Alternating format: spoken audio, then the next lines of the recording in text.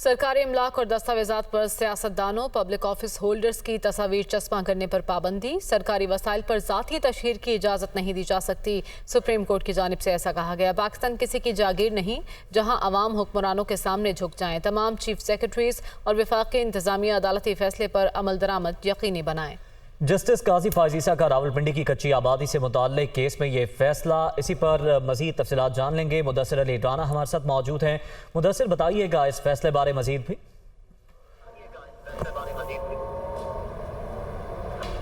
मुदस्सिर, आप हमें सुन पा रहे हैं? जी मैं सुन रहा हूं, आप सवाल कीजिएगा दोबारा। मुदस्सिर, इस फैसले से मुताल्लिक आपसे तफसीलात जानना चाह रहे हैं।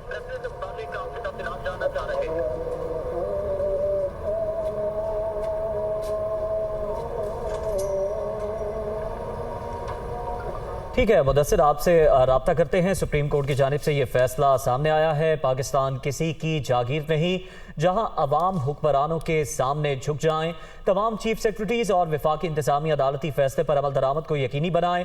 सरकारी इमलाक और दस्तावेजात पर सियासतदानों, पब्लिक ऑफिस होल्डर्स की तस्वीर चस्पा करने पर पाबंदी आयद कर दी गई है। सुप्रीम कोर्ट की जानिब से ये फैसला सामने आया है।